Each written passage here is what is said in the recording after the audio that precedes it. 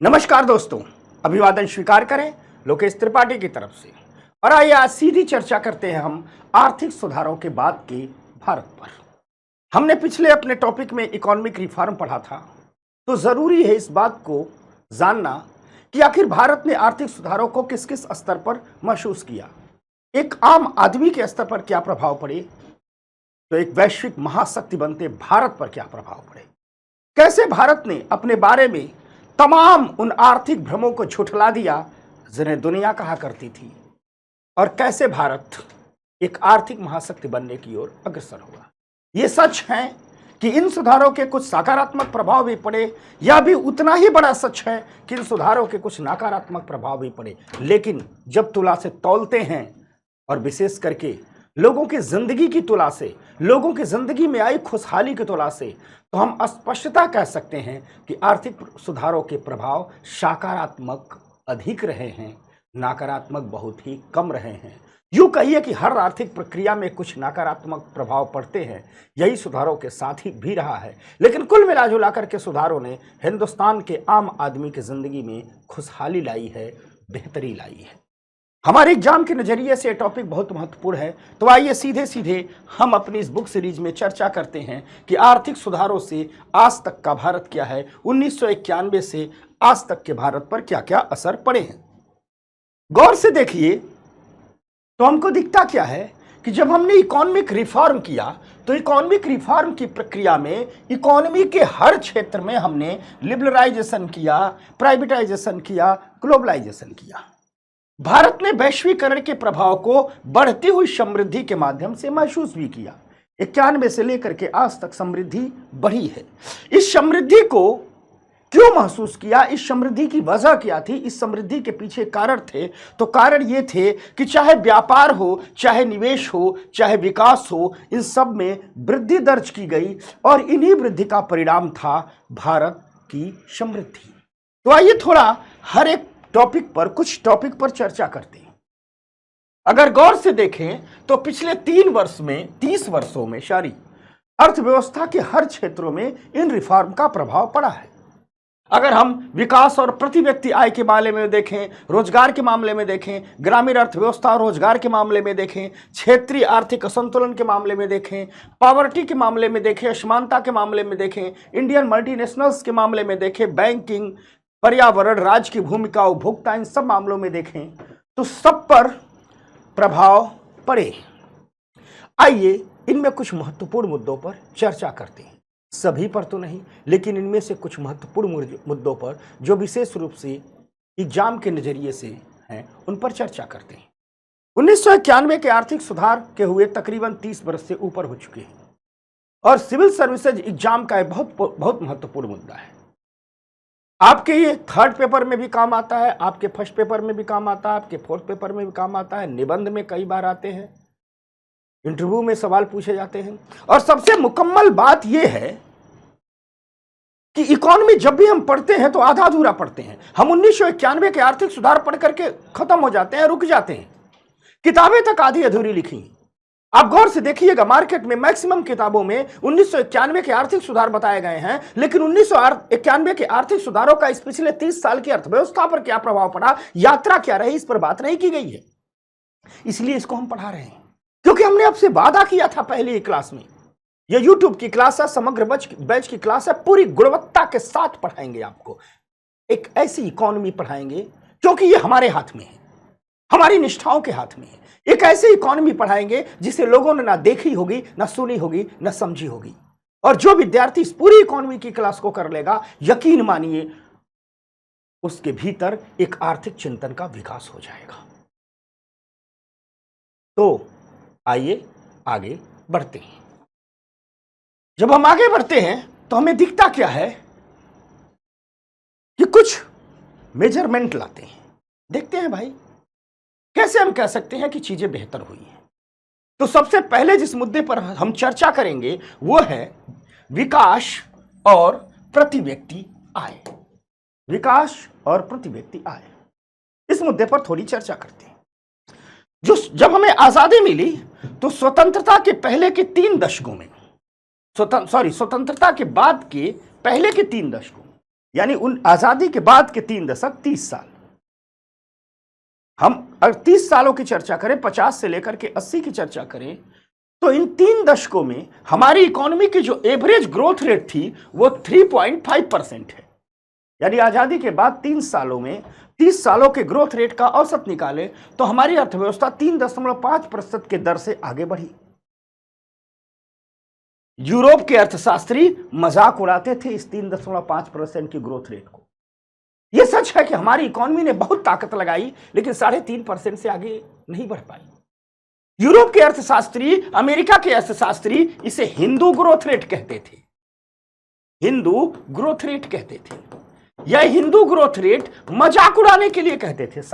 जब वो Hindu growth rate कहते थे तो सकारात्मकता के भाव से नहीं कहते थे, वो अपने भीतर मजाक के नजरिए से कहते थे कि देखो, यही हिंदुस्तान की कुवत है कि हिंदुस्तान अपने तमाम प्रयासों के बावजूद 3.5% से अधिक की ग्रोथ रेट नहीं प्राप्त कर सकता। लेकिन इकोनॉमिक रिफॉर्म के बाद के 2 दशकों ने ही, आर्थिक सुधारों के बाद के 20 साल में ही हिंदुस्तान ने उन सबके मुंह पर तमाचा मार दिया और हिंदुस्तान ने दिखला दिया कि देखो, तुमने हमारी कुवत देखी कहां। पूरी दुनिया मंदी में आई गई, इधर की उधर की हुई, तमाम चुनौतियां रहे, तमाम संघर्ष रहे हमारे सामने। दुनिया की सबसे बड़ी आबादी को लेकर के हम चलते रहे, बेहतर इंफ्रास्ट्रक्चर नहीं था। इन सब के बावजूद सुधारों के आगे के 2 दशकों में ही हमारी ग्रोथ रेट एवरेज 7% पहुंच गई, इसके डबल पहुंच गई। फिर ये जो लोग हिंदू ग्रोथ रेट का के मजाक उड़ाते थे ना, कंबल में मुंह छुपा के ऐसे भागने लगे और हिंदुस्तान अपना डंका बजा दिया। हिंदुस्तान ने कह दिया कि कुछ खास है कि हस्ती मिटती नहीं हमारी। और हिंदुस्तान ने दिखाया सुधारों के माध्यम से कि देखो हमारी ताकत, हम 7% की ग्रोथ रेट प्राप्त कर सकते हैं। हिंदुस्तान ने सुधारों के बाद हिंदुस्तान ने यह भी दिखा दिया कि देखो सुधार कितने सकारात्मक है हमारे लिए, हमने सुधारों को कितने करीने से धरातल पर उतारा है। अगर हम ग्रोथ रेट के बाद अन्य क्षेत्रों में इन सुधारों के प्रभाव को देखें तो हमें दिखता क्या है कि इंडियन इकोनॉमी का साइज जो 1991 में $300 बिलियन का था, तकरीबन 10 गुना बढ़कर के 2021 में $3 ट्रिलियन का हो गया। यानी इस 20 साल में इकोनॉमिक रिफॉर्म में हमने, इस 20-30 सालों में हमने अपनी इकोनॉमी के शेप को 10 गुना बढ़ा लिया। 2021 के आंकड़े कहते हैं कि हमारी अर्थव्यवस्था दुनिया की 6ठी अर्थव्यवस्था बन गई, आज 5वीं अर्थव्यवस्था बन चुकी है। और हिंदुस्तान ने हुंकार भर दी है, न्यू इंडिया ने हुंकार भर दी है कि घबराओ मत, तीसरी बनेंगे, बहुत जल्दी बनेंगे। अगर हम सुधारों के काल में पर कैपिटा जीडीपी की बात करें, प्रति व्यक्ति सकल घरेलू उत्पाद की बात करें, तो 1991 में $300 प्रति व्यक्ति था, वह 6 गुना बढ़कर के 2021 के आंकड़े कहते हैं कि $2000 के करीब हो गया। और यह भी सच है कि अगर हमारी जनसंख्या में इतनी वृद्धि ना हुई होती तो पर कैपिटा जीडीपी हमारी और तेजी से बढ़ी होती। यानी कुल मिला जुला करके सुधार, हमारे जो सुधार हैं वो ग्रोथ की कहानी कहते हैं, समृद्धि की कहानी कहते हैं, वो विकास की इबारत लिखते हैं। ये तो है, ये तो पूर्ण। अब हुआ कुछ यूं, इन सुधारों के बाद हमारे देश में ढेर सारी नौकरियों का सृजन भी हुआ, ढेर सारे लोगों को रोजगार भी मिला। लेकिन जितनी दर से सुधार हुए उतनी दर से रोजगार क्रिएशन नहीं हो पाया। जैसे मान लीजिए हम कह रहे हैं कि एक एग्जांपल दे रहे हैं कि 1% जीडीपी ग्रोथ पर 2 करोड़ रोजगार का सृजन होना चाहिए। तो मान लीजिए अगर हमारी जीडीपी पर साल 4% के हिसाब से बढ़ रही है तो हर साल हमें 4 करोड़ नौकरियों का, रोजगार का सृजन होना चाहिए। लेकिन भारत में यह नहीं हुआ। इसका कतई मतलब नहीं है कि ग्रोथ नहीं हुआ और रोजगार का सृजन नहीं हुआ, नहीं, यह मतलब नहीं है। मतलब यह है कि ग्रोथ हुआ, लेकिन इतने ग्रोथ पर जितने रोजगार का सृजन होना चाहिए उससे कम हुआ। इसी को विश्व बैंक ने जॉबलेस ग्रोथ कहा, इसी को विश्व बैंक ने जॉबलेस ग्रोथ कहा, रोजगार वहीन समृद्धि कही।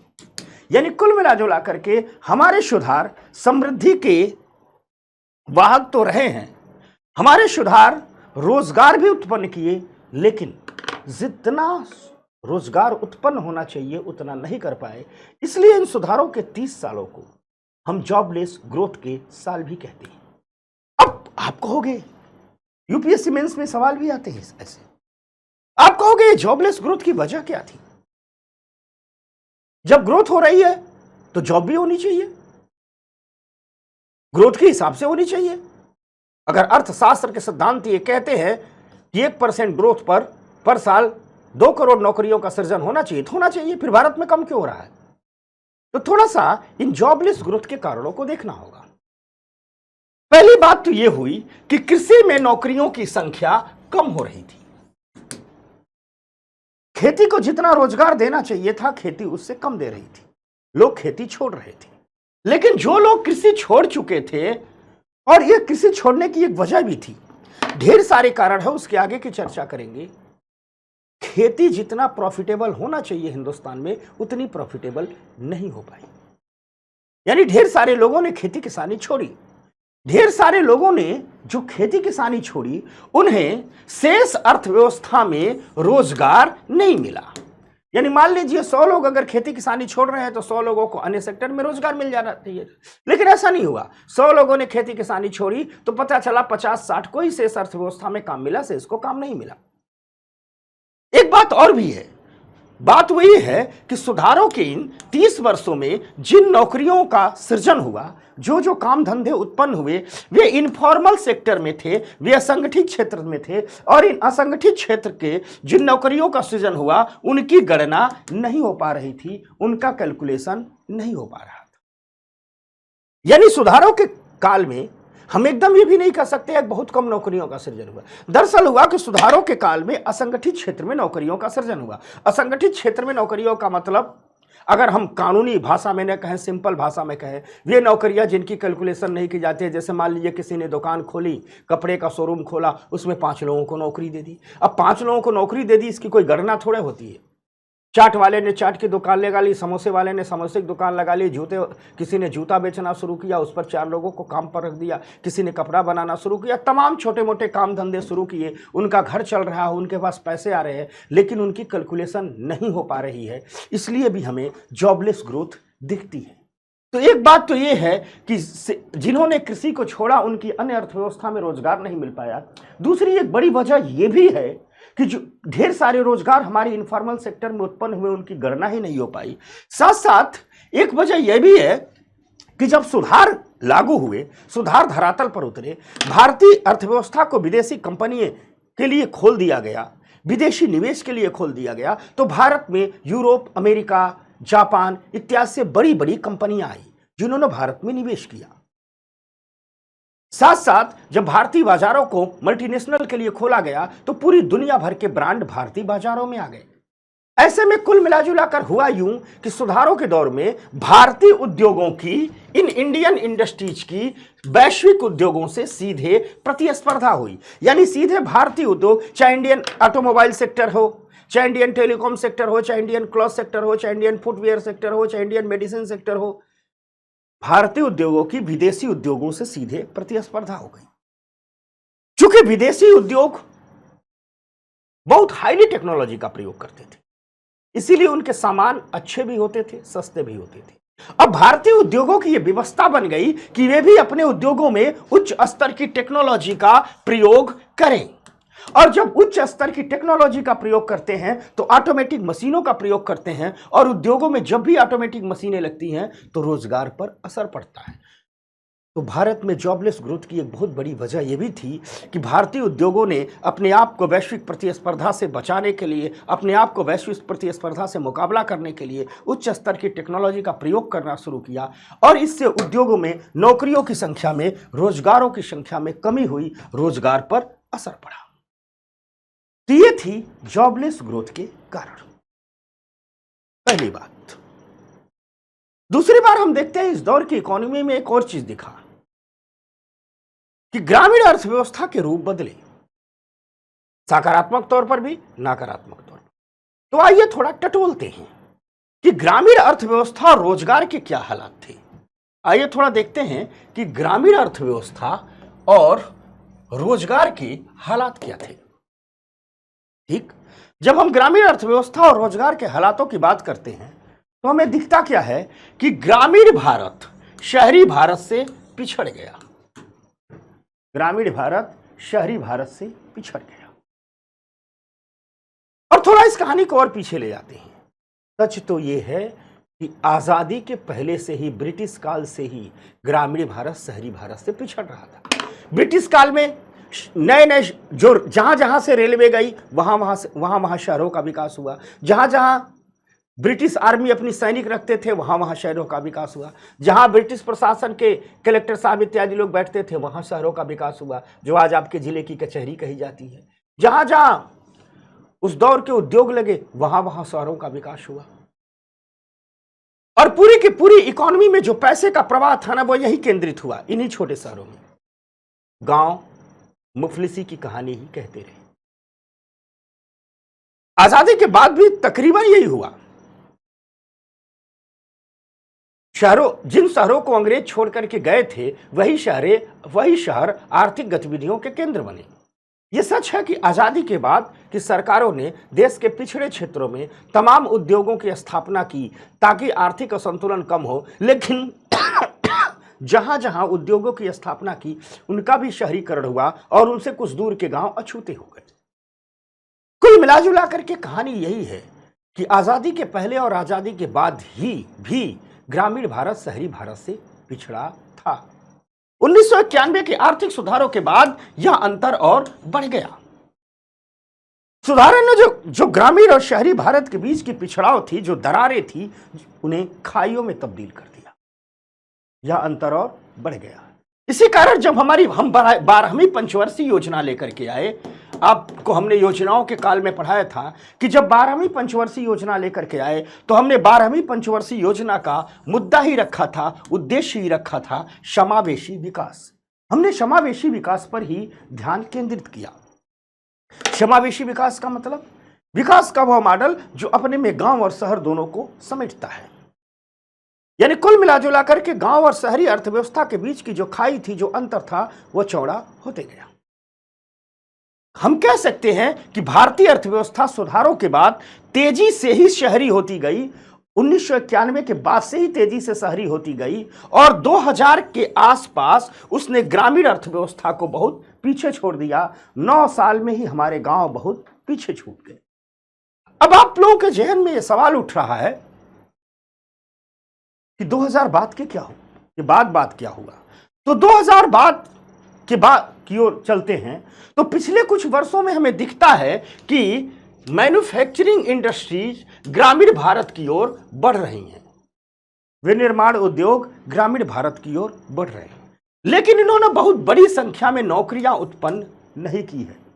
साथ ही साथ हमें कुल मिलाजुला करके निष्कर्ष ये निकल करके देखने को मिला है, रोजगार के आंकड़े ये कहते हैं कि ग्रामीण विकास भी हुआ है आर्थिक सुधारों के दौर में, गांव का विकास भी हुआ है। अभी हम आंकड़ों से बात बताएंगे, लेकिन जितना रोजगार गांव में भी उत्पन्न होना चाहिए उतना रोजगार नहीं उत्पन्न हुआ है। आज हर गांव पलायन के कहानी कह रहे हैं। अरे भाई, गांव छोड़ करके रोटी की तलाश में कोई बाहर क्यों जाता है? इतना आसान नहीं है अपना गांव छोड़ना, इतना आसान नहीं है अपना घर छोड़ना। जिन लोगों ने छोड़ा है अपने गांव, जिन लोगों ने छोड़े हैं अपने घर, कभी उनकी आंखों में झांक करके देखना, अपनों से छूटने का डर दिखाई देता।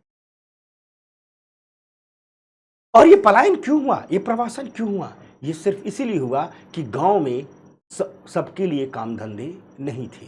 कुल मिलाजुला करके हम ये कह सकते हैं कि गांवों का भी विकास हुआ है इन सुधारों के काल में। आपको विकास दिख भी रहा होगा, लेकिन उस विकास के परिणाम स्वरूप जितनी नौकरियों का सृजन होना चाहिए गांव में नहीं हुआ है। और आज रोजगार विहीन ग्रामीण विकास भारत के गांवों की पहचान बन गया है और इसी पहचान ने भारतीय अर्थव्यवस्था में एक ग्रामीण संकट को उत्पन्न कर दिया है। ग्रामीण संकट का मतलब गांव हैं लेकिन उनके पास पर्याप्त मात्रा में उनके युवाओं के लिए काम धंधे नहीं। तो सुधारों का यह भी प्रभाव पड़ा। अब हमने ये बात तो बता दी कि भैया गांव में रोजगार का सृजन जितना होना चाहिए था नहीं हुआ, लेकिन हमने ये भी बात कही थी कि गांव पहले के गांव नहीं रह गए हैं, गांव में भी तरक्की हुई है। ठीक? तो आइए देखते हैं कि सुधारों के पिछले 30 सालों में, पिछले 30 वर्षों में ग्रामीण अर्थव्यवस्था में क्या क्या परिवर्तन हुए हैं। जब हम परिवर्तनों को तलाशते हैं तो हमें दिखता है कि पिछले 30 सालों में ग्रामीण अर्थव्यवस्था में निम्नलिखित परिवर्तन हुए हैं, जिसमें पहला है कि गैर कृषि क्षेत्रों का विविधीकरण हुआ है। इसका मतलब क्या? इसका मतलब पहले क्या होता था, गांव में खेती होती थी और बहुत होता था तो कोई डेयरी खोल लेगा, उससे बाद बहुत होता था तो एक आध ब्रेड व्रेड वाली एक आध दुकान लग जाती थी, छोटी मोटी इंडस्ट्री लग जाती थी। लेकिन पिछले 30 सालों में भारतीय गांव का विविधीकरण हुआ है। आज गांव के आसपास के कस्बों में आप देखिएगा, दुनिया भर के होटल रेस्टोरेंट मिलेंगे, दुनिया भर की दुकानें मिलेंगी, दुनिया भर के शोरूम मिलेंगे, दुनिया भर के विभिन्न प्रकार के काम धंधे मिलेंगे। आप गौर कीजिए, आज के 20 साल 30 साल आप ये वीडियो देखने के बाद अपने बड़े लोगों से पूछिएगा, अपने पापा से, ताऊ से, चाचा से, जो होंगे पूछिएगा कि आपके गांव के बगल का जो कस्बा था, हर गांव के 2-4 किलोमीटर दूर कस्बा है, आज भारत कस्बों का देश बन गया। पूछिएगा कि पापा, चाचा, ताऊ 30 साल पहले इस कस्बे में कितनी दुकानें थी, तो नाम लेकर के बताएंगे। इस गांव में नए लोग बताते हैं, अच्छा उसका एक दुकान था, उसका एक दुकान था, उसका कपड़े का दुकान था, एक चाय वाला हलवाई था, एक रेस्टोरेंट वाला था, 2 बाल काटने वाले थे, यही थे कस्बे, बताएंगे। आज हर कस्बों में तनिक सी बने हैं तो 100, 200, 500 दुकानें हैं। उनमें मोबाइल बनाने वाली दुकानें हैं, खान पान की दुकानें हैं, कपड़े की दुकानें हैं, कॉस्मेटिक्स की दुकानें हैं, मेडिकल की दुकानें हैं। तमाम किस्म के उद्योग धंधे गांव में हो रहे हैं। यानी ग्रामीण अर्थव्यवस्था में कृषि क्षेत्रों का विविधीकरण हो रहा है। आंकड़े ये भी कहते हैं कि ग्रामीण अर्थव्यवस्था में 2004-5 के बाद सर्विस सेक्टर का तेजी से विकास हो रहा है। आंकड़े ये भी कहते हैं कि प्रधानमंत्री जो ग्राम सड़क योजना ने ग्रामीण अर्थव्यवस्था के विकास में योगदान दिया है। आपके गांव में पक्की सड़कें बन रही होंगी, और जो आपके गांव में पक्की सड़कें बनती है ना, उसके लिए एक योजना है प्रधानमंत्री ग्राम सड़क योजना। इंफ्रा पढ़ाएंगे तो बताएंगे। यकीन मानिए, इस प्रधानमंत्री ग्राम सड़क योजना ने देश की दिशा और दशा को ही बदल दिया है। आज हर गांव, तकरीबन हर गांव पक्की सड़कों से अपने जिला मुख्यालय से जुड़ गया है। भारत के बारे में कहावत कही जाती थी कि इस अनश्वर संसार में भारत के गांव ही नश्वर है। अनश्वर का मतलब होता है सब कुछ बदल जाए, अर्थात इस संसार में सब कुछ बदलता है, लेकिन भारत के गांव नश्वर हैं। कहा जाता था भारत के गांव नहीं बदलते हैं, वही तटस्थता, वही जड़ता, वही रूढ़िवादिता। क्योंकि होता क्या था कि जो परिवर्तन होते थे वो तो शहरी क्षेत्रों में होते थे, ग्रामीण क्षेत्रों में कनेक्टिविटी नहीं रहती थी। प्रधानमंत्री ग्राम सड़क योजना ने वो कर दिखाया जिसे मुगल ना कर सके, अंग्रेज ना कर सके, आजादी के बाद की भारत की तमाम सरकारें नहीं कर सकी। सड़कों ने गांव को जोड़ा, गांव तेजी से शहरों से जुड़े, और शहरों में होने वाले परिवर्तन तेजी से गांव की ओर जाने लगे। या खान पान के परिवर्तन थे, रीति रिवाज के परिवर्तन थे, या आर्थिक गतिविधियों के परिवर्तन थे, तमाम व्यवसाय उद्योगों के गांव तक ले जाने के परिवर्तन थे, तमाम गांव में सर्विस सेक्टर के विकास के परिवर्तन थे, साथ साथ गांव के समाज के बिखराव के भी परिवर्तन। शहर की अच्छाइयां और शहर की बुराइयां दोनों गांव की तेजी से ओर गई और गांव बदले।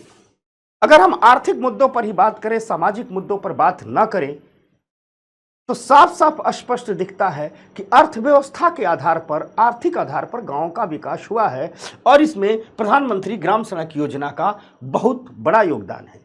आंकड़े कहते हैं कि ग्रामीण क्षेत्रों के उत्पादन में सुधारों के इस दौर में 7.4% प्रति वर्ष के हिसाब से वृद्धि देखी गई है। लेकिन यह भी सच है कि इन वृद्धि के हिसाब से जितने रोजगार आने चाहिए उतने रोजगार नहीं आए।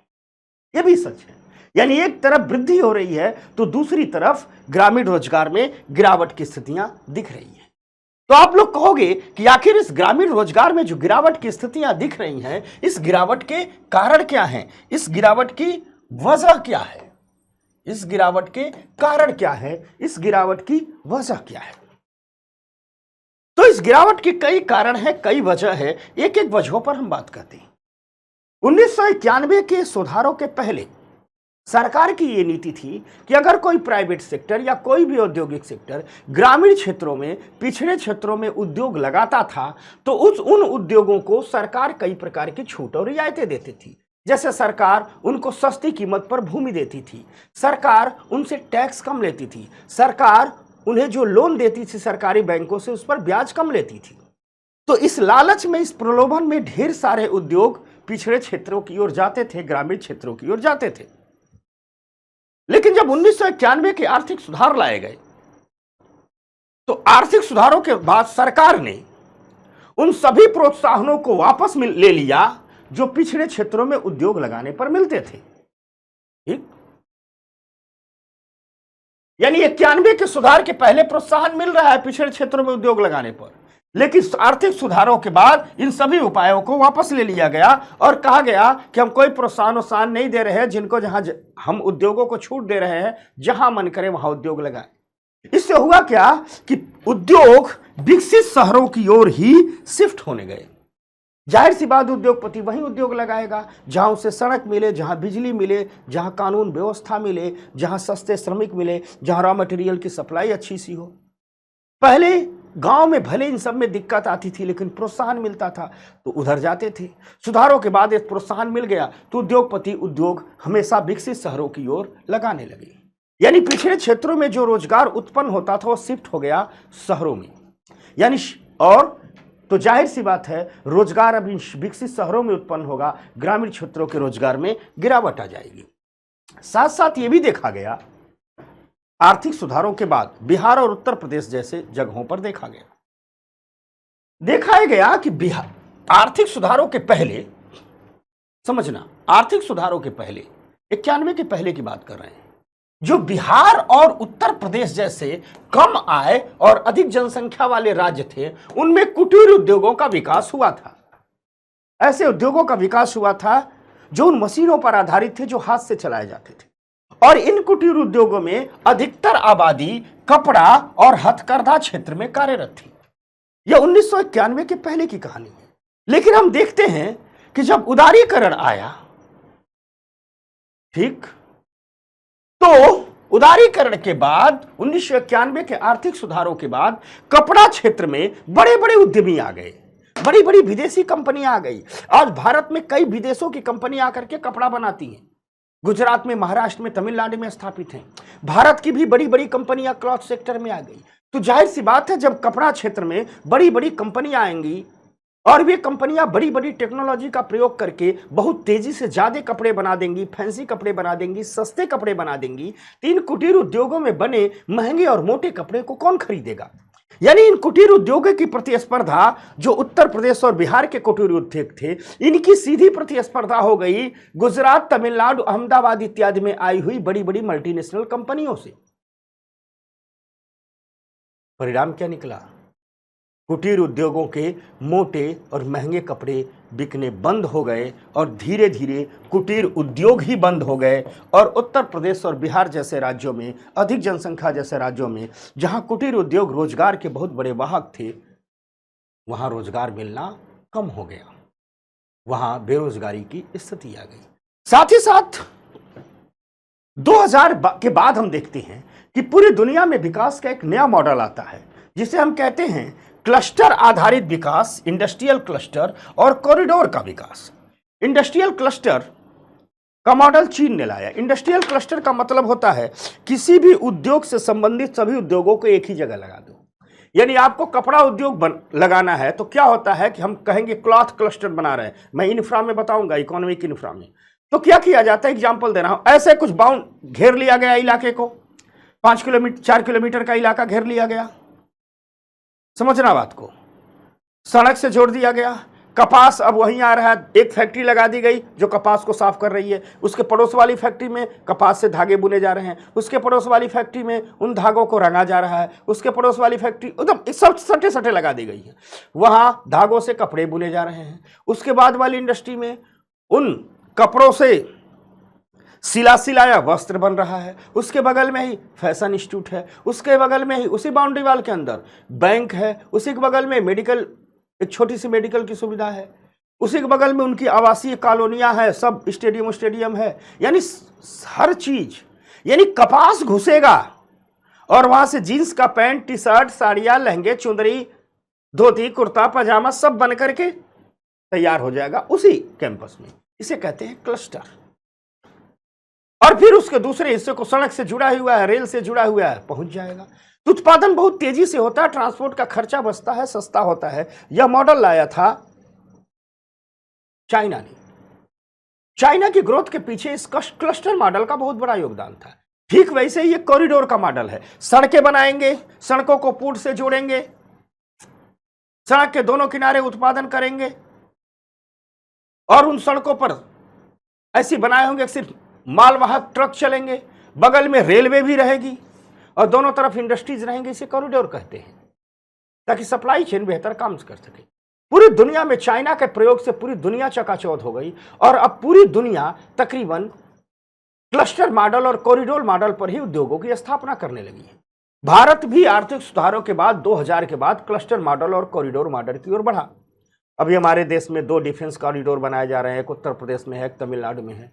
तमाम किस्म के क्लस्टर बनाए गए हैं। अब हुआ क्या कि जब भारत औद्योगिक क्षेत्र में 2000 के बाद इंडस्ट्रियल क्लस्टर और कॉरिडोर आधारित विकास मॉडल की ओर चला, तो जितने भी इंडस्ट्रियल कॉरिडोर और क्लस्टर बने यह शहरी क्षेत्रों में ही बने, इसलिए रोजगार भी शहरी क्षेत्रों में उत्पन्न हुआ, ग्रामीण क्षेत्रों में रोजगार नहीं उत्पन्न हुआ। ठीक, ये कहानी थी रोजगार की, ग्रामीण विकास की।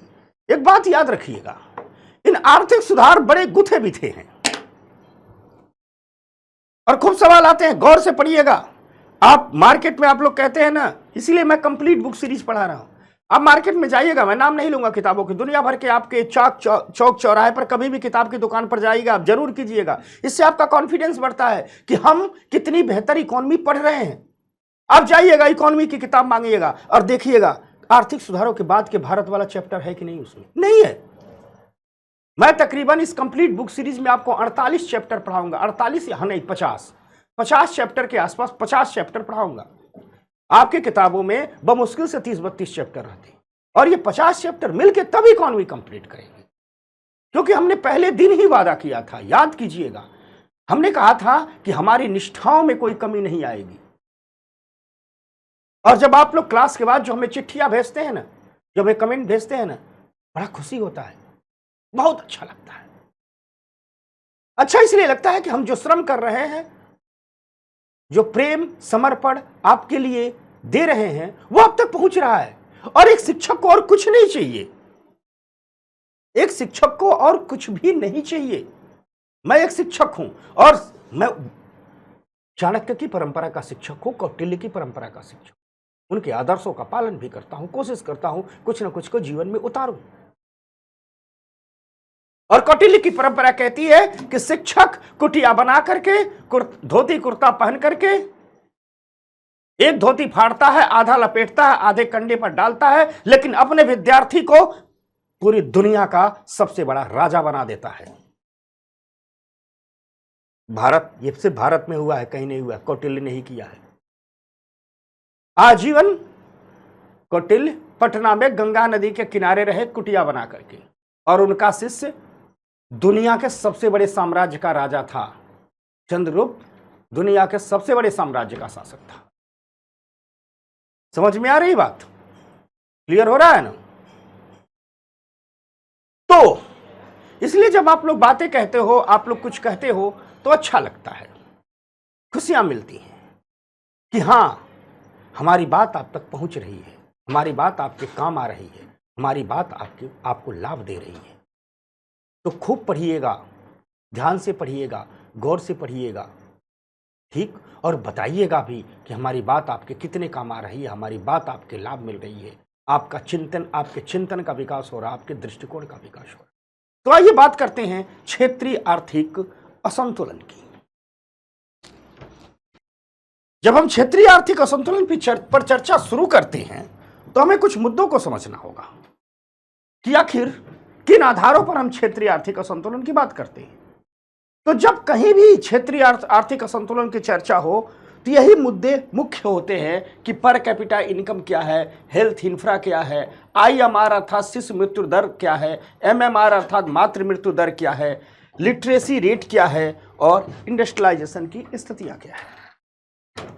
इन मुद्दों पर हम जब देखते हैं क्षेत्रीय आर्थिक असंतुलन की, तो हाँ जी, ये सच है कि भारत एक क्षेत्रीय आर्थिक असंतुलन की ओर बढ़ा है। लेकिन क्षेत्रीय आर्थिक असंतुलन की कहानी भी इतनी नई नहीं है, यह कहानी भी बहुत पुरानी है। इस क्षेत्रीय आर्थिक असंतुलन का कारण एक ऐतिहासिक भी रहा है। मुगलों के काल से ही भारत में क्षेत्रीय आर्थिक असंतुलन ताजे दिखने लगा। मुगल आए, विदेशी थे, यहां के समाज में रचे बसे नहीं थे, इकट्ठे रहते थे, सैनिक छावनियों में रहते थे। जहां जहां सैनिक छावनियां रही वो शहर बस गए। अपनी रुचि के हिसाब से उन्होंने नए नए शहरों का निर्माण किया, शानदार शहरों का निर्माण किया। वे जगह आगे बढ़ गई। अंग्रेज भी आए, कुल मिलाजुला करके बात यही हुई। यानी ये क्षेत्रीय आर्थिक असंतुलन जो देश में दिखता है कि कुछ हिस्से बेहतर हैं, कुछ हिस्से नहीं बेहतर हैं, उसका कारण इतिहास भी है। साथ साथ आप देखोगे कि जो शहर, जो राज्य बंदरगाहों के आसपास हैं, वहां विकास हमेशा तेज रहा है। उसका कारण है वहां व्यापार वाणिज्य की गतिविधियां तीव्र रही हैं, वहां रोजगार के अवसर अधिक रहे हैं। यह भी एक ऐतिहासिक कारण ही है। भारत पूरे के पूरे इतिहास में दुनिया में व्यापार व्यवसाय में अग्रणी रहा है। हर राजा गुजरात की विजय चाहता था। क्यों? क्योंकि गुजरात के पास बंदरगाह थी। अब दक्षिण में जाओगे, संपन्न शहर मिलेंगे, जितने भी बंदरगाह के संपन्न शहर हैं, बंदरगाह शहर हैं, सब संपन्न शहर हैं। यानी भारत के क्षेत्रीय आर्थिक असंतुलन इतिहास के कोख की उपज भी है। साथ ही साथ हमारे यहां कुछ प्राकृतिक संसाधनों की बंदोबस्ती में भी बेईमानियां हुई हैं। हमने कार्टून के माध्यम से इसको दिखाने की कोशिश किया। आप कहोगे प्राकृतिक संसाधनों की बंदोबस्ती क्षेत्रीय आर्थिक असंतुलन की वजह कैसे बनी? एक उदाहरण देख लो, झारखंड, छत्तीसगढ़, आंध्रा, उड़ीसा। हम लोहा कहां से लेते हैं? यही सबसे तो लेते हैं। कोयला कहां से लेते हैं? यही सब तो लेते हैं। लेकिन उन लोहे और कोयले से जो विकास करते हैं उसके किसका किए? दिल्ली, मुंबई, चेन्नई, कोलकाता, जहां की खान से लोहा निकाला गया, मेट्रो वहां अभी तक नहीं पहुंची है। यानी प्राकृतिक संसाधनों की जो बंदोबस्ती की थी, जो वितरण किया हमने देश में, एक समान रूप से नहीं किया। यह भी क्षेत्रीय आर्थिक असंतुलन का कारण है। एक कारण भौगोलिक भी है। कई क्षेत्र, बड़ा देश है, दुरूह हैं, जैसे नॉर्थ ईस्ट है, वहां पहुंचना ही कठिन है। अब जाकर रेल चली है कुछ एक आध प्रदेशों में, वहां आप उद्योग लगाने नहीं जाओगे। वहां का विकास तो हमेशा टूरिज्म से ही होगा, बागवानी से ही होगा। और टूरिज्म और बागवानी का विकास देना है तो उनको air connectivity, rail connectivity, road connectivity देनी होगी। अब जाके होना शुरू हुआ है, वहां बेहतर कनेक्टिविटी पर बात होनी शुरू हुई है, काम होना शुरू हुआ है। तो कई क्षेत्र, जैसे दूर दराज के क्षेत्र, हिमालयन स्टेट, नॉर्थ स्टेट, जो आपको पिछड़े दिखते हैं, उसकी एक बड़ी वजह भौगोलिक भी है। और कई मामलों में हम कह सकते हैं कि 12 पंचवर्षीय योजनाओं को लेकर के देश आगे बढ़ा। और इस आधार पर कि 12 पंचवर्षीय योजनाओं के बाद भी देश में क्षेत्रीय आर्थिक असंतुलन जिंदा है, तो हम कह सकते हैं योजनाओं की विफलता भी इसके पीछे की एक बड़ी वजह रही है। अर्थात हम कह सकते हैं कि भारत में क्षेत्रीय आर्थिक असंतुलन था। 1991 के जब इकोनॉमिक रिफॉर्म लाए गए तो उनको विरासत में क्षेत्रीय आर्थिक असंतुलन मिला। अब हमें देखना होगा कि क्षेत्रीय आर्थिक असंतुलन को 1991 के रिफॉर्म में आगे बढ़ाया कि पीछे किया, हमें यह देखना होगा। यानी क्षेत्रीय आर्थिक असंतुलन ऐसा नहीं है 91 के सुधारों के बाद हुआ है। 91 के सुधार जब लाए गए तो भारत में एक बड़ा क्षेत्रीय आर्थिक असंतुलन था। हमें परीक्षण इस बात का करना होगा कि 91 के रिफॉर्मों ने उनके साथ किया। तो कुछ फैक्ट पर बात करते हैं। हमें दिखता क्या है कि जब 1991 के रिफॉर्म होते हैं, जब पूरे देश को प्राइवेट सेक्टर के लिए खोल दिया जाता है, पूरे देश को विदेशी निवेशकों के लिए खोल दिया जाता है, पूरे देश को मल्टीनेशनल कंपनियों के लिए खोल दिया जाता है, तो जिन राज्यों में इंफ्रास्ट्रक्चर बेहतर था, समझना बात को, जिन राज्यों में इंफ्रास्ट्रक्चर बेहतर था, जिन राज्यों में गुड गवर्नेंस थी, कानून व्यवस्था शासन की स्थितियां ठीक ठाक थी, जिन राज्यों में हायर सोशल डेवलपमेंट था, यानी स्वास्थ्य, शिक्षा और स्किल्ड लोगों की संख्या अधिक थी, जिन राज्यों में स्किल्ड लेबर थे, इसी बात हायर सोशल डेवलपमेंट मतलब स्वास्थ्य और शिक्षा की स्थितियां ठीक ठाक हो, जिन राज्यों में स्किल्ड लेबर की अवेलेबिलिटी थी, उन राज्यों में तेजी से निवेश हुआ। क्योंकि जब प्राइवेट सेक्टर देश में आया तो देश में प्राइवेट सेक्टर ने इन्हीं स्टेट में बहुत तेजी से निवेश किया, और इन स्टेट में जब प्राइवेट सेक्टर ने तेजी से निवेश किया तो इन राज्यों का तेजी से विकास हुआ। हमको दिखता क्या कि आंध्र प्रदेश, तमिलनाडु, गुजरात, कर्नाटक, हरियाणा, इन राज्यों का तेजी से विकास हो गया क्योंकि ये सारी स्थितियां वहां थी। वहीं जब दूसरी तरफ हम देखते हैं, ठीक, कि कई राज्य ऐसे हैं, बंगाल, झारखंड, पूर्वी उत्तर प्रदेश, बिहार, असम, पश्चिम बंगाल, 91 के सुधारों के वक्त इन राज्यों में बेहतर इंफ्रा नहीं था, इन राज्यों में बेहतर गवर्नेंस नहीं थी, इन राज्यों में कानून व्यवस्था की स्थितियां ठीक ठाक नहीं थी, यहाँ इन्वेस्टमेंट भी कम हुआ, ये राज्य पीछे छोड़े हो गए। आज बिहार से, पूर्वी उत्तर प्रदेश से आजमगढ़, गोरखपुर, बलिया, भागलपुर, दरभंगा, असम चले जाओ, बंगाल चले जाओ, ट्रेनें भर भर करके गुजरात जाती हैं, तमिलनाडु जाती हैं। अब महाराष्ट्र जाओ, गुजरात जाओ, तमिलनाडु जाओ, किसी भी कस्बे चौक चौराहे में जाओगे, हर चौथा आदमी पूर्वी उत्तर प्रदेश, बिहार का, असम, बंगाल का मजदूर मिल जाएगा। लेकिन क्या कभी पूर्वी उत्तर प्रदेश, बिहार, झारखंड, यहां कभी घूमे कोई गुजराती मजदूर मिलता है? कभी तमिलनाडु का मजदूर मिलता है? नहीं मिलता है। क्योंकि उन राज्यों का ज्यादा विकास हुआ, वहां रोजगार का सृजन हुआ, यहां नहीं हुआ। तो भारत में राज्यों के आधार पर एक क्षेत्रीय आर्थिक असंतुलन हो गया, कुछ राज्यों का बेहतर विकास हो गया, कुछ राज्यों का कम विकास हुआ। ये रही आर्थिक सुधारों का क्षेत्रीय आर्थिक असंतुलन पर प्रभाव। कुछ राज्य आगे बढ़े, कुछ राज्य पीछे छूट गए। अब बात करते हैं सबसे जो बड़ी चीज है, वो है गरीबी। देखते हैं हम इन गरीबी पर क्षेत्रीय आर्थिक, इन गरीबी पर सुधारों का क्या प्रभाव पड़ा। क्योंकि सुधार सच्चे थे या सुधार झूठे थे, सुधार अच्छे थे या सुधार बुरे थे, इसको मापने का सबसे बड़ा मापदंड गरीबी है। दुनिया में कोई भी काम, कोई भी नीति, कोई भी प्रयास अगर गरीबी से मुक्ति की ओर समाज को नहीं ले जाता है तो काम, वो प्रयास नकली है, झूठा है, आधारहीन है। अगर गरीबी कम हुई है तो सुधार अच्छे थे, नहीं हुई है सुधार बुरे थे, एक लाइन में कहिए। तो आइए गरीबी पर सुधारों का क्या प्रभाव पड़ा देखते हैं। सच तो यह है कि 1991 के सुधारों के परिणाम स्वरूप विकास तेज हुआ, और यह अपने आप में गरीबी का सबसे बड़ा उपाय है। कहा जाता है विकास कीजिए, गरीबी अपने आप दूर हो जाएगी। नारा लगाने से गरीबी दूर नहीं होती, आंदोलन करने से गरीबी दूर नहीं होती, गरीबी पर किस्से कहानियां लिखने से गरीबी दूर नहीं होती, गरीबी पर सिनेमा बनाने से गरीबी दूर नहीं होती। विकास कीजिए, धरातल पर, ग्राउंड पर गरीबी दूर होगी। सुधारों ने किया, विकास की गति तेज हुई और गरीबी दूर हुई। सुधारों के परिणाम स्वरूप जब विकास की प्रक्रिया तेज हुई तो इस विकास की प्रक्रिया ने ही सरकार को वित्त उपलब्ध कराया, फाइनेंस उपलब्ध कराया, पैसा उपलब्ध कराया कि गरीबी दूर करने के लिए सरकार कुछ विशेष कानून लाए और गरीबी दूर करे। हम देखते हैं कि इस विकास के कारण ही जो वित्त उपलब्ध हुआ, उसी के कारण सरकार ग्रामीण स्वास्थ्य मिशन को धरातल पर उतार पड़ी, शिक्षा का अधिकार पूरे देश को दिया, गरीबी दूर करने की मनरेगा जैसी योजना लाई गई, खाद्य सुरक्षा का कानून 2013 में बना, और ये सब बेहतर रूप से काम भी कर रहे हैं। आप तमाम कमियां निकाल सकते हैं, आलोचना निकाल सकते हैं, माइक्रोस्कोप से देखेंगे चीजें निकलेंगी, लेकिन रिपोर्ट कहती है, आंकड़े कहते हैं, और धरातल पर दिखती चीजें कहती हैं कि इन योजनाओं ने, सरकार की इन पहल ने, चाहे ग्रामीण स्वास्थ्य मिशन हो, चाहे राइट टू एजुकेशन हो, चाहे मनरेगा हो, चाहे खाद्य सुरक्षा का कानून हो, इन सब ने गरीबी दूर करने में काफी मदद की है। और ये सब इसलिए हो पाया क्योंकि विकास की प्रक्रिया ने फाइनेंस उपलब्ध कराया, पैसा उपलब्ध कराया। परिणाम यह निकल करके आया है कि भारत गरीबी में कमी की उच्चतम दर वाले देश के रूप में उभरा है।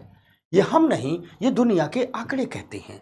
और ये भारत सरकार के नहीं, पूरी दुनिया के आंकड़े कहते हैं कि इस 2000 के बाद से दुनिया में जिन जिन देशों ने गरीबी सबसे तेजी से कम की है, जिन जिन लोगों ने अपनी एक बड़ी जनसंख्या को गरीबी से बाहर निकाला है, उसमें भारत सबसे सर्वोच्चतम के रूप में उभरा है। यह कैसे संभव हो गया? क्योंकि आर्थिक सुधारों के बाद विकास की प्रक्रिया तेज हुई, इकोनॉमिक एक्टिविटीज हुई, पैसा लोगों तक पहुंचा, सरकार के पास भी पहुंचा। सरकार के पास जब पैसा पहुंचा तो सरकार कई कल्याणकारी योजनाओं को धरातल पर उतारी। एक रिपोर्ट है जो 2019 में आई थी, global multi dimensional poverty index. ठीक, यह वैश्विक स्तर की रिपोर्ट है। यह रिपोर्ट कहती है कि भारत ने 2006 और 2016 के बीच 271 मिलियन नागरिकों को गरीबी से बाहर निकाला है। 2006 से 2016 के बीच 271 मिलियन नागरिकों को गरीबी से बाहर निकाला है। यह वैश्विक स्तर की रिपोर्ट है। पूरी दुनिया में अगर सर्वाधिक संख्या में किसी दशक में गरीब से लोग बाहर निकले हैं तो वह भारत में निकले हैं, और वह दशक था 2006 से 2016 के बीच। फिर से सुन लीजिए, पूरी दुनिया में कोई एक ऐसा दशक आया है जिस दशक में सर्वाधिक लोग गरीबी से बाहर निकले हैं, तो वह दशक है 2006 से 2016 के बीच का 10 साल, और भारत ने अपने 271 मिलियन लोगों को गरीबी से बाहर निकाला है। भारत सरकार ने एक कमेटी बनाई थी, तेंदुलकर कमेटी। तेंदुलकर कमेटी कहती है, तेंदुलकर समिति की रिपोर्ट है, और इसने 2011-12 में रिपोर्ट दी थी। 2011-12 की रिपोर्ट में तेंदुलकर समिति कहती है कि 2011-12 में भारत में 21.92% जनसंख्या गरीबी रेखा से नीचे जीवन यापन कर रही थी। यानी 2011-12 की स्थिति यह थी कि भारत की कुल जनसंख्या में 21.92%, मान लीजिए 22% लोग क्या थे? गरीब थे। वहीं जब आंकड़े की तुलना करते हैं तो यही रिपोर्ट कहती है कि गरीबी जो 1994 में 45% थी, 91 में आर्थिक सुधार लाते हैं, 2-3 साल तो कागज पर ही रहते हैं, धीरे धीरे उतरते हैं, लेकिन 94 में गरीबी 45% थी। 2011-12 में गरीबी 21.92%, 22 मान लीजिए, तो आधा कम हुई है ना। ये 45 है, वो 22 है, आधा कम हुई है ना। यानी भारत अपनी गरीबी को आधा कम किया सुधारों के बाद। 2004 और 2011 के बीच जो गरीबी बहुत तेजी से घट गई, बहुत तेजी से गरीबी घटी, उसकी बड़ी वजह थी कि भारत ने गरीबी हटाने के लिए अधिकार आधारित पहल थी। गरीबों को राइट दिया गया, गरीब को काम का अधिकार दिया गया। मनरेगा क्या है? कहती है आपको काम का अधिकार है, आपको गारंटी देते हैं हम 100 दिन के रोजगार की। खाद्य सुरक्षा कानून 2013 क्या कहता है? आपको भोजन प्राप्त करने का अधिकार है, राइट है आपका कि आपको अनाज मिलेगा। इस देश के नागरिक हैं, इस देश में जन्म लिए हैं, जन्म लेने के नाते यह देश अधिकार देता है कि आप भूखे नहीं मरेंगे, आपकी थाली तक रोटी जाएगी। शिक्षा का अधिकार क्या देता है? शिक्षा का अधिकार कहता है कि हम, ये देश अपने बच्चों पर कोई दया नहीं कर रहा है, कोई सरकार नहीं दया कर रही है, इस देश के बच्चों को भारत की संसद राइट दे रही है। भारत में जन्म लिए हो तो पढ़ाई लिखाई का खर्चा ये देश उठाएगा। इस जो अधिकार आधारित पहल की गई, स्वास्थ्य के बारे, शिक्षा के बारे में, काम के बारे में, भोजन के बारे में, इन सब ने जो हेल्थ इंफ्रा पर काम किया गया, वो कैसे संभव हुआ? क्योंकि सुधारों के बाद विकास तेज हुआ, उससे सरकार के पास पैसा आया और इन सब ने गरीबी को हटाया। यानी कुल मिला जुला करके जब गरीबी के लिटमस टेस्ट पर हम सुधारों को डालते हैं तो हमारे सुधार पास होते हैं। समझ में आ गई बात? अब थोड़ी बात करते हैं असमानता पर। असमानता बताने से पहले हम एक चीज आपको क्लियर करते हैं, ठीक? अगर हम कह रहे हैं कि असमानता बढ़ी है, इसका मतलब नहीं कि गरीबी बढ़ी है। समझना, असमानता का मतलब यह होता है कि गरीब जितनी तेजी से गरीबी से बाहर निकले हैं, उससे कई गुना तेजी से अमीरों की भी समृद्धि आई है। असमानता कहती है कि मान लीजिए कोई गरीब आदमी है, उसके पास 100 रुपया है, एक महीने बाद 200 रुपये हो गए, तो गरीब आदमी के पास 100 से 200 रुपये हुए, यानी पैसा बढ़ा है। असमानता कब आएगी? असमानता तब आएगी कि जब गरीब के पास 100 से 200 हुए, लेकिन जो अमीर आदमी है उसके पास 100 रुपए से 1000 रुपए हो गए। यानी गरीब की कमाई आय में 2 गुना वृद्धि हुई है, तो जो अमीर आदमी है उसकी कमाई आय में 10 गुना वृद्धि हो गई है। आर्थिक सुधारों के दौर में यही हुआ। एक तरफ गरीबी घटती है तो दूसरी तरफ असमानता बढ़ती है। कॉन्सेप्ट एकदम क्लियर कर लीजिए, गरीबी घटती है, असमानता बढ़ती है। ऐसा क्यों हुआ? दरअसल इसकी 2-3 वजहें हैं। ठीक, पहली वजह यह है तो जान लीजिए कि जब आर्थिक विकास तेज होता है, दुनिया के किसी भी देश में जब आर्थिक विकास तेज होता है तो प्रारंभिक चरणों में, शुरुआत के चरणों में असमानता बढ़ती है। भारत भी इसका साक्षी रहा है। और एक और चीज याद रखिएगा, अपने नोट्स में लिखिएगा, यदि विकास से असमानता बढ़ती है तो यह जरूरी नहीं है कि गरीब लोगों को विकास का लाभ नहीं मिल रहा है। यह जरूरी नहीं है, गरीब लोगों को भी विकास का लाभ मिल रहा है, अपितु असमानता इसलिए बढ़ रही है क्योंकि वे अन्य घरों की तुलना में विकास से कम लाभान्वित हो रहे हैं। यानी अन्य घर मतलब अमीरों के घर। यानी विकास का लाभ गरीबों को भी मिल रहा है, लेकिन अमीरों को क्या मिल रहा है? अमीरों को उससे ज्यादा मिल रहा है। अगर हम असमानता की बात करें तो संपत्ति की असमानता, कौशल की असमानता, आय की असमानता, अवसरों में असमानता, ये सारी असमानताएं 1991 के आर्थिक सुधारों के बाद बढ़ी है। ठीक, अब ये असमानता क्यों बढ़ी? कभी गौर किया हो? दरअसल इस असमानता के बढ़ने की एक वजह है। ठीक, इस असमानता के बढ़ने की एक वजह है। सुधारों के बाद भारत नव पूंजीवाद की ओर बढ़ा। और नव पूंजीवाद क्या है? पूंजीवाद ही पुराने नए रूप में आता है तो नव पूंजीवाद कहलाता है। पूंजीवाद कहता है कि जिन लोगों के पास पहले से अधिक संपत्ति होगी, पूंजी होगी, वही आर्थिक गतिविधियों में भाग लेंगे और ज्यादा लाभ कमाएंगे। तो सुधार जब लाए तो जिन लोगों के पास पैसा था उन्होंने इकोनॉमिक एक्टिविटीज में भाग लिया, खूब ज्यादा पैसा कमाया। साथ ही साथ पूंजीवाद कहता है कि अर्थव्यवस्था में 2 ही लोग पैसा कमाएंगे, या तो उनके पास पहले से पैसा हो, उस पैसे से व्यवसाय करेंगे, पैसा कमाएंगे, या उनके पास कौशल हो, स्किल हो। अब सवाल उठता है कि जो व्यक्ति के पास पहले से पैसा रहेगा वही तो अपने स्वास्थ्य पर खर्च करेगा, वही तो अपने शिक्षा पर खर्च करेगा, वही तो मैनेजमेंट कोर्स पर खर्च करेगा, वही तो इंजीनियरिंग कोर्स पर खर्च करेगा, वही तो अपने आप पर स्किल पर खर्च करेगा। तो वो ज़्यादा बेहतर प्रोडक्ट भी होगा, तो मार्केट में वो जा करके क्या करेगा? ज़्यादा पैसा कमा लेगा। समझ रहे हो ना बात को? एक गरीब व्यक्ति है, उसके पास पैसा नहीं है, तो शहर में आएगा तो शारीरिक श्रम भी करेगा। तो हो सकता है कि शहर में 200 रुपया भी, गांव में 200 रुपया भी रोज ना कमाता हो, शहर में 500 रुपया रोज कमाने लगे, 1000 कमाने लगे, यही हो सकता है। लेकिन जो अमीर आदमी है, एक तो उसके पास पहले से पैसा है, दूसरे से अपने बच्चों के स्वास्थ्य, शिक्षा, कौशल, हुनर इत्यादि पर खर्च किया है, IIM से MBA करा रहा है, विदेश से पढ़ा करके ला रहा है, IIT करा रहा है, तो उसका बच्चा करोड़ों के पैकेज पर जाएगा। तो संपत्ति कहीं भी दुनिया में कभी भी पूंजीवाद जब जब आगे बढ़ा है उसने समृद्धि तो लाई है, लेकिन असमानता भी बढ़ाई है। क्योंकि पूंजीवाद जिन अवसरों का सृजन करता है उन अवसरों का लाभ वही लोग अधिक उठा पाते हैं जिनके पास पहले से पैसा हो, जिनके पास पहले से पूंजी हो। इसीलिए इसे पूंजीवाद कहा जाता है। पूंजी होगी तो आप आगे बढ़ेंगे। अब यह पूंजी ज्ञान की भी पूंजी होती है, हुनर की भी पूंजी होती है, पैसे की भी पूंजी होती है। लेकिन होता क्या है कि जब पैसे की पूंजी होती है तो अन्य पूंजी में निवेश हो जाता है। भारत में कई असमानताएं बढ़ी हैं। इनकम असमानता, कौशल असमानता, अवसरों की असमानता बढ़ी है सुधारों के बाद। इनमें जो संपत्ति की असमानता है, इसको कम करना एक चुनौती बन चुकी है, क्योंकि आय के प्रवाह के बजाय यह धन के भंडार से संबंधित है। इस बात को समझना अर्थशास्त्र में। एक होता है आय का प्रवाह, किसी की तरफ आय का प्रवाह ज्यादा हो रहा है तो ज्यादा धनी हो जाएगा। भारत में जो एक बड़ी असमानता उसकी वजह धन का भंडार है, यानी पहले के से उनके पास इतना पैसा है कि मार्केट में पैसा लगाते जा रहे हैं और पैसा कमाते जा रहे हैं।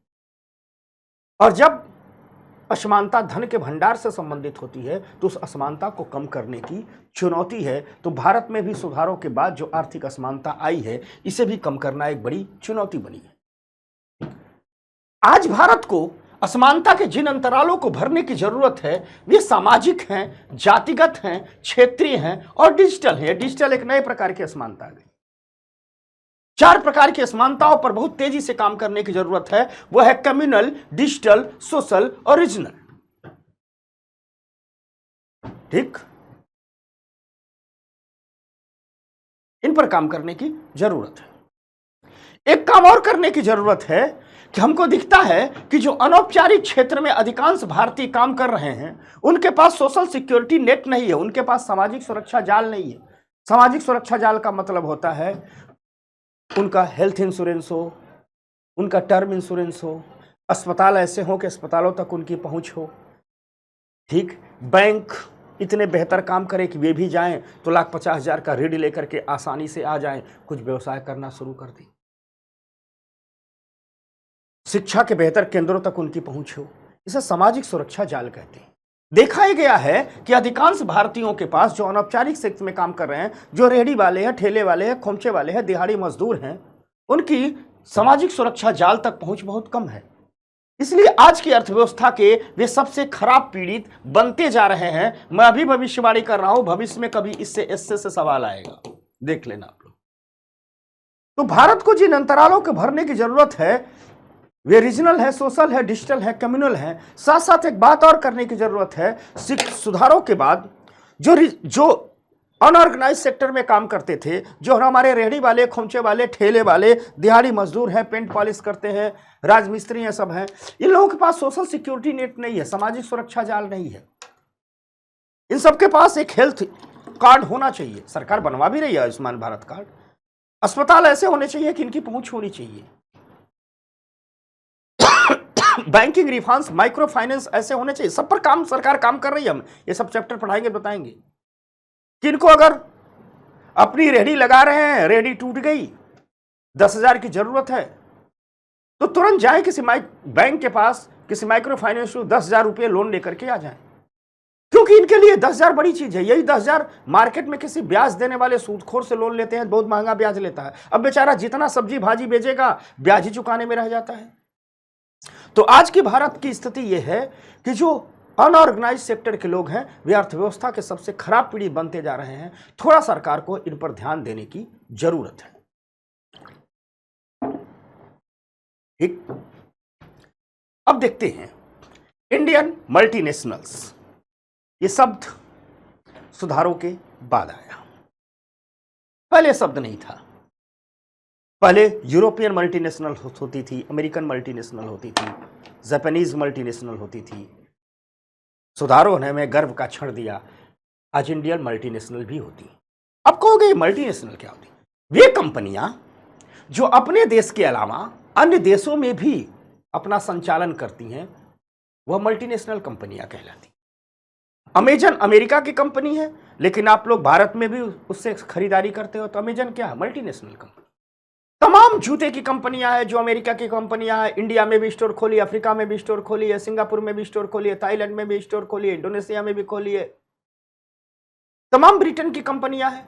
अब जैसे मान लो मर्सिडीज है, बीएमडब्ल्यू कार है। अब बीएमडब्ल्यू संभवतः जर्मनी की कंपनी है, संभवतः शायद जर्मनी की कंपनी है।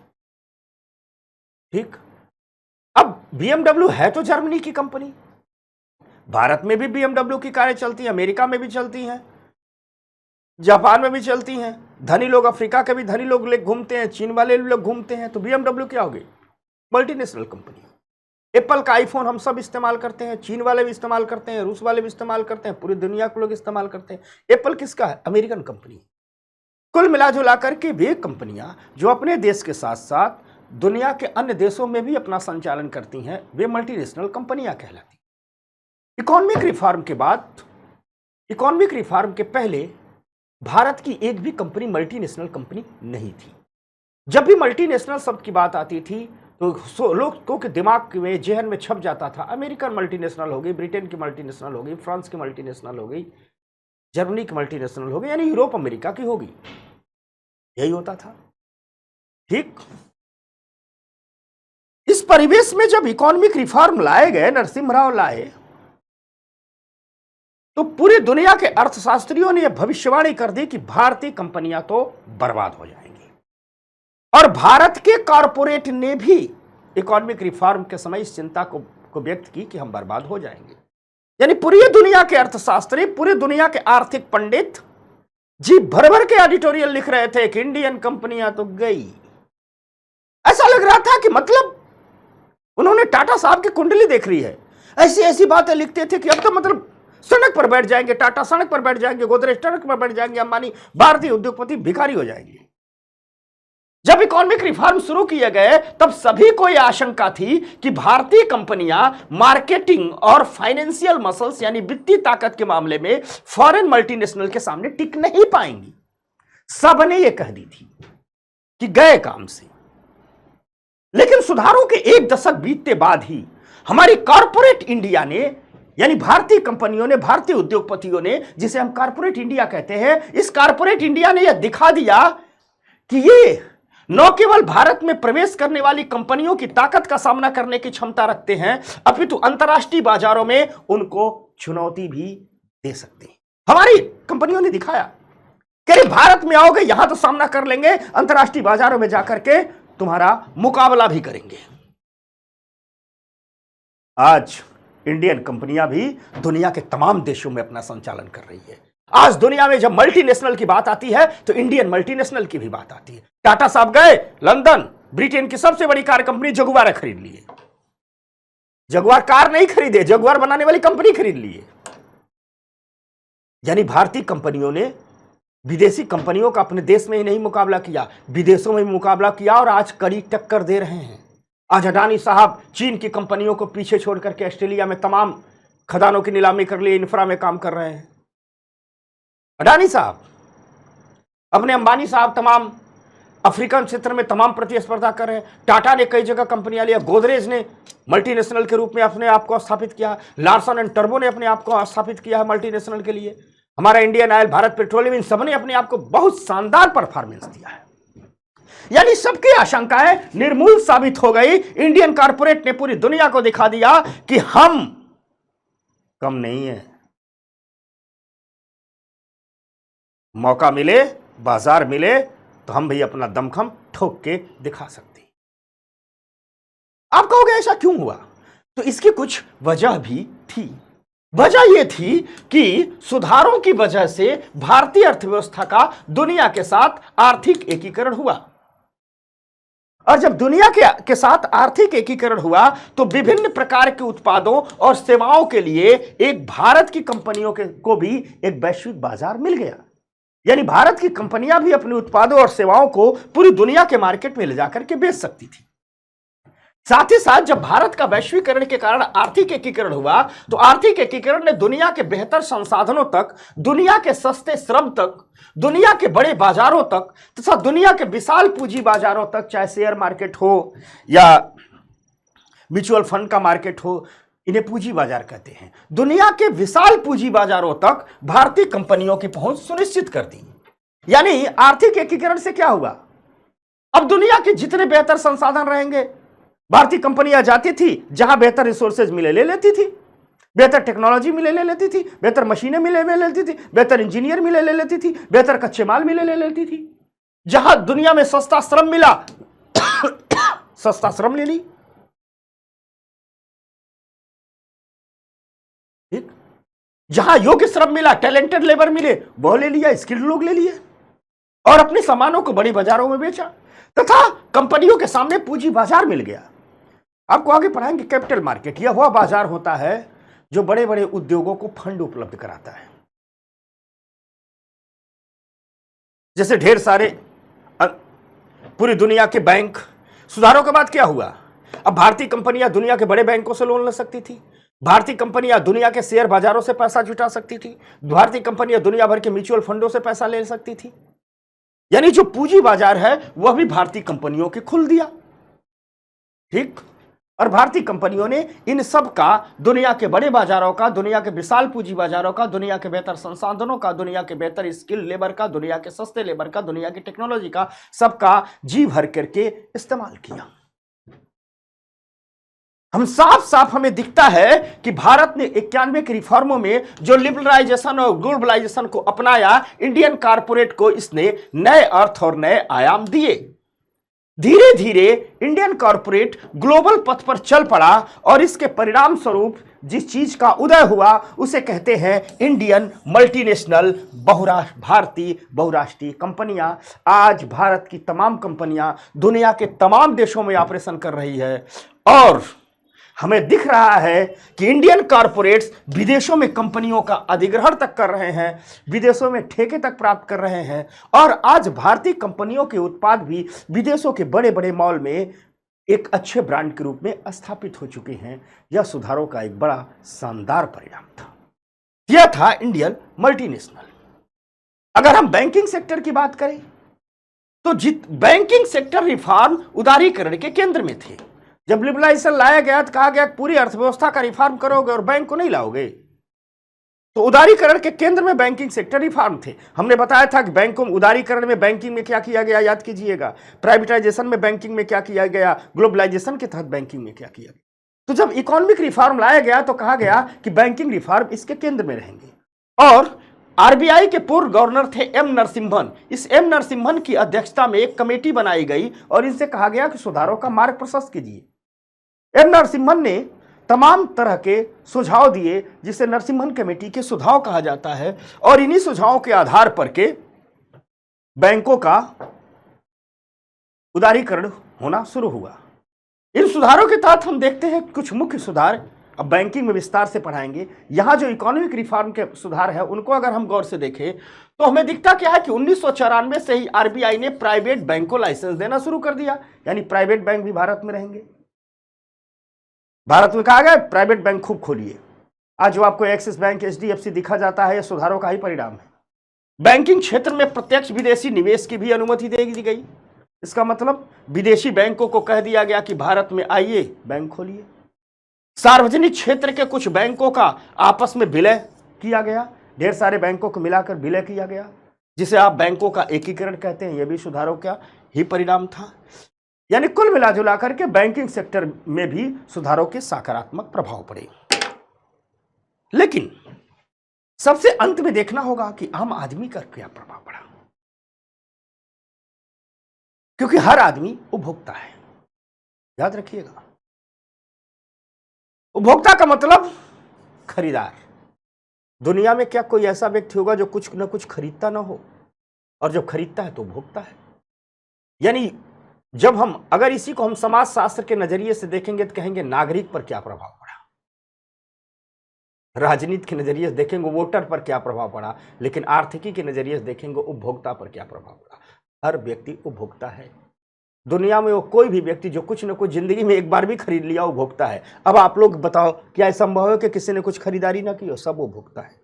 तो हमें देखना होगा कि आपसे हमारे रोज की जिंदगी से सुधार कैसे जुड़ते हैं, हमारे आप पर क्या प्रभाव डाला जब हम बाजार में खड़े हुए। तो उपभोक्ता के प्रभाव पर क्या क्या प्रभाव पड़ा, इसको गौर से हम देखते हैं। याद रखिएगा, सुधारों ने उपभोक्ता को संतुष्टि प्रदान की। पहली बात तो संतुष्टि, क्योंकि सरकार ने विदेशी कंपनियों और निजी कंपनियों को बाजार में आने की अनुमति दे दी। एक शब्द होता है कंज्यूमर जस्टिस, उपभोक्ता न्याय।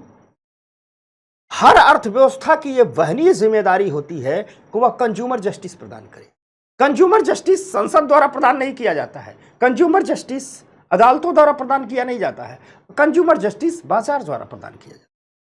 कहने का तात्पर्य है कि उपभोक्ता जब बाजार में खड़ा हो, अपने पॉकेट में जो भी पैसे लेके खड़ा हो, उतने पैसे में उसको हजारों प्रकार की वस्तुएं मिले। सिंपल सी बात है, मान लीजिए आप 1000 रुपये लेकर के बाजार में खड़े होते हैं एक टी शर्ट खरीदने के लिए, तो आपके सामने टी शर्ट के सैकड़ों ब्रांड होने चाहिए, जिसको चाहिए खरीद लीजिए। आप पैसा लेकर के बाजार में खड़े होते हैं गाड़ी खरीदने के लिए, तो आपके पास सैकड़ों प्रकार की गाड़ियां होनी चाहिए, जो पसंद आए उसे खरीद लें, तभी आपको संतुष्टि मिलती है। और जब कंज्यूमर को संतुष्टि मिलती है तो हम कहते हैं इकोनॉमी कंज्यूमर के साथ कंज्यूमर जस्टिस कर रही है। जैसे सुधारों के पहले दो ही प्रकार की भारत में कार हुआ करती थी, फिएट और एम्बेसडर। अब मान लो कोई पैसे वाला भी आदमी है तो बाजार में जाएगा, उसकी मजबूरी है, या तो फिएट खरीदेगा, एम्बेसडर खरीदेगा। सोचना कंज्यूमर जस्टिस क्या होती है। 91 के पहले बाजार में पैसा लेके जाइए, पैसा है लेकिन कार दुइये है, फिएट या एम्बेसडर। आज तुम लोग जब कार खरीदने जाओगे तो तुम लोग में से कोई फिएट या एम्बेसडर नहीं खरीदेगा। यानी पैसा लेकर के मार्केट में जा रहा था व्यक्ति कार खरीदने, तो उसके पास फिएट और एम्बेसडर ही थे और कोई था ही नहीं। आज उतना ही पैसा लेकर के बाजार में जाइए, सैकड़ों प्रकार की गाड़ियों के ब्रांड है। अब जा लोग एजेंसी में देखते हैं, ऐसा इसका हैंडल अच्छा है, स्टीयरिंग ऐसा है, थोड़ा टेस्ट ड्राइव कर लेते हैं। पहले सब नहीं था, मन करे तो फिएट खरीदिए, मन करे तो एम्बेसडर खरीदिए। पैसा लेकर के जाते थे, गाड़ी के शोरूम वाले राजा की तरह बात करते थे, क्योंकि वो जानते थे कि ये एम्बेसडर का शोरूम है तो ये फिएट वाले से घूम के आए हैं, या फिएट का शोरूम है तो एम्बेसडर वाले से घूम के आए हैं। बाइक के 2-3 ब्रांड हुआ करते थे, एक बुलेट हुआ करती थी, राजदूत हुआ करती थी, एक एसडी, 2-3 ब्रांड। आज बाइक के मुझे लगता है हर 4 महीने बाद मॉडल बदल जाते हैं। पैसा ले जाइए, जो आपको पसंद है वो खरीदिए। तो सुधारों ने कंज्यूमर को संतुष्टि प्रदान की, सुधारों ने कंज्यूमर को क्या जस्टिस प्रदान किया, और किसी भी अर्थव्यवस्था के लिए यह बड़ी चीज होती है। और जब सुधारों ने कंज्यूमर को संतुष्टि प्रदान की, क्योंकि प्राइवेट देश का भी प्राइवेट सेक्टर और विदेशी कंपनियां भी आगे आई, तो इन सबके हमारे अर्थव्यवस्था पर परिणाम दिखे सुधारों के स्तर पर, उपभोक्ता के स्तर पर। हमारी अर्थव्यवस्था प्रश्नों की अर्थव्यवस्था थी, अभावों की अर्थव्यवस्था थी। राय मासूम रजा ने इसी अर्थव्यवस्था पर एक शेर कहा था कि प्रश्न जितने बढ़ रहे हैं घट रहे उतने जवाब, एक सारे होश में भी देश यह बेहोश है, खूंटियों पर ही टंगा रह जाएगा क्या आदमी, सोचता उसका नहीं यह खूंटियों का दोष। भारतीय अर्थव्यवस्था में सवाल ही बहुत थे, ये नहीं है, वो नहीं है, ये नहीं है, वो नहीं है, सिर्फ प्रश्न थे। एक युवा जब बाजार में खड़ा होता था, पढ़ लिख करके जब बाजार में जाता था, तो इकोनॉमी उसको काम नहीं दे पाती थी, रोजगार नहीं दे पाती थी, उसकी महत्वाकांक्षाओं को उड़ान नहीं दे पाती थी, क्योंकि नौकरियां सिर्फ सरकारी थी। 1991 के पहले की इकोनॉमी में यह खबरें नहीं आती थी कि एक 25 साल का युवा आया, 32 साल की उम्र तक वो एक यूनिकॉर्न स्टार्टअप खड़ा कर दिया। आज सैकड़ों प्रकार के स्टार्टअप मिल जाएंगे, सैकड़ों हजारों प्रकार के लोगों की तरक्की की कहानियां मिल जाएंगी। भारतीय अर्थव्यवस्था प्रश्नों की अर्थव्यवस्था थी। हर युवा के पास सवाल थे, प्रश्न थे, और जवाब नहीं थे, क्योंकि जवाब इकोनॉमी देती है। भारतीय अर्थव्यवस्था अभावों की अर्थव्यवस्था थी, हर चीज का अभाव। कपड़े के 2 ब्रांड, जूते के 2 ब्रांड, रोटी के ब्रेड के 2 ब्रांड, ऑटोमोबाइल्स के 2 ब्रांड, गाड़ियों के 2 ब्रांड, कीटनाशकों के 2 ब्रांड, फर्टिलाइजर के 2 ब्रांड, वही सरकारी ब्रांड, वही सरकारी कंपनियां और उनकी मनमानी। 1991 की अर्थव्यवस्था को अगर मुहावरे में कहा जाए, 1991 के पहले की अर्थव्यवस्था को मुहावरे में कहा जाए तो कह सकते हैं कि प्रश्नों की और अभाव की अर्थव्यवस्था थी। तो आर्थिक सुधारों ने किया क्या, रिजल्ट क्या है? आर्थिक सुधारों ने इस पसंद और पर्याप्तता की अर्थव्यवस्था को, इस प्रश्नों और अभाव की अर्थव्यवस्था को पसंद और पर्याप्तता की अर्थव्यवस्था में तब्दील कर दिया। कंज्यूमर को, उपभोक्ता को बाजार का राजा बना दिया। आज मार्केट का राजा कंज्यूमर है। आप जियो का सेलफोन इस्तेमाल करते हैं, नहीं पसंद है, एयरटेल में आ जाइए। जब आप जियो से एयरटेल में शिफ्ट करेंगे, जियो वाली कंपनी वाले 100 को आपको फोन करेंगे, मत जाइए सर, मत जाइए सर, मत जाइए सर। एयरटेल नहीं पसंद है, आप आइडिया में, दुनिया में आ जाइए। जूते का ब्रांड नहीं पसंद है, वो लीजिए, वो लीजिए, वो लीजिए। गाड़ियां नहीं पसंद है, ये लीजिए, वो लीजिए। आपके भीतर, अपने भीतर हुनर का विकास कीजिए, अपने भीतर स्किल का विकास कीजिए। आज की अर्थव्यवस्था आपके पास ढेर सारे अवसर लेकर के आ रही है। आज की अर्थव्यवस्था पसंद की अर्थव्यवस्था, आज की अर्थव्यवस्था पर्याप्तता की अर्थव्यवस्था है। आप कहोगे कैसे? तो आज की अर्थव्यवस्था कहती है कि अपने भीतर क्षमता लेकर के आओ, स्किल लेकर के आओ, योग्यता लेकर के आओ, हम तुम्हें आसमान की ऊंचाई दे देंगे। आपके सामने सैकड़ों हजारों लाखों कहानियां आएंगी, सैकड़ों हजारों लाखों लोग दिखेंगे जिन्होंने झुग्गी झोपड़ी, गांव, गरीब, किसान ये अपनी यात्रा शुरू की, आज बिलियनियर बने हुए हैं। 1991 के पहले ये लोग नहीं बन सकते थे, क्योंकि आज हमारी अर्थव्यवस्था पर्याप्तता की अर्थव्यवस्था, हर प्रतिभा की पर्याप्त गुंजाइश है। 91 के सुधारों ने उपभोक्ता के स्तर पर यही दिया कि प्रश्नों और अभाव की अर्थव्यवस्था को पसंद और पर्याप्तता की अर्थव्यवस्था में बदल दिया। कुछ उदाहरण से अगर हम बात करें तो 1951 में सिर्फ 50 लाख भारतीय परिवारों के पास टेलीफोन थे, ओनली 50 लाख। सॉरी, 1991 है, यह 51 नहीं है, 91 है। 51 का नहीं, 1951 है, 1991 है, इसको हम लिख देते हैं, नहीं तो आप लोग कंफ्यूज हो जाएंगे। 1991 में सिर्फ 50 लाख भारतीय परिवारों के पास टेलीफोन थे, सिर्फ 50 लाख। पूरे देश में सिर्फ 50 लाख के पास ही टेलीफोन थे 91 में। 30 साल के उस सुधारों की वजह है कि आज 1 अरब से अधिक लोगों के हाथ में मोबाइल फोन है। कई लोग तो दो रखते हैं घर में, हर व्यक्ति के पास एक पहुंच चुका है। शायद कोई घर होगा जिसमें कम से कम एक तो होगा ही। जो मिडिल क्लास है, बहुत गरीब नहीं है, उनमें हर घर में एक दो फोन है। यही है सुधारों का परिणाम। 1991 में भारतीयों के पास केवल एक दूरदर्शन था, आज 926 प्राइवेट चैनल है।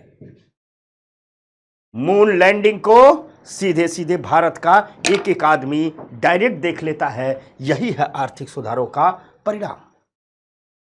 जब आप वस्त्रों और फैशन के क्षेत्र में जाएंगे, अब जाइए दुकानों पर, अब वस्त्रों के क्षेत्र में जाइए, फैशन के क्षेत्र में जाइए, तो अनेक ब्रांड, अनेक कार निर्माता, सैकड़ों प्रकार के प्रोसेस्ड फूड आज भारतीय बाजारों में उपस्थित हैं।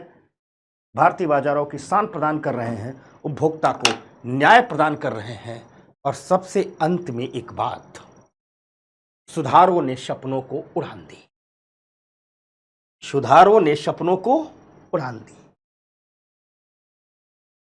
आज भारत का युवा पढ़ता लिखता है, स्किल लाता है, कौशल लाता है, हुनर लाता है, तो सपने देखने का हक रखता है कि हम कितनी भी ऊंचाई पर जा सकते हैं। और आज भारत के तमाम युवाओं ने उस ऊंचाई को प्राप्त भी कर लिया।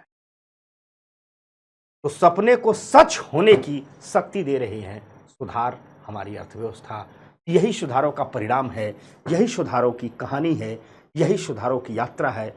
मुझे उम्मीद है आप लोगों को पूरा कॉन्सेप्ट क्लियर हो गया होगा, ये यात्रा पसंद आई होगी। तो हमें सूचित कीजिएगा कि सुधारों के बाद तक के भारत का पूरा कॉन्सेप्ट क्लियर हुआ कि नहीं, ठीक ना। इसके बाद हम आएंगे नेक्स्ट चैप्टर में।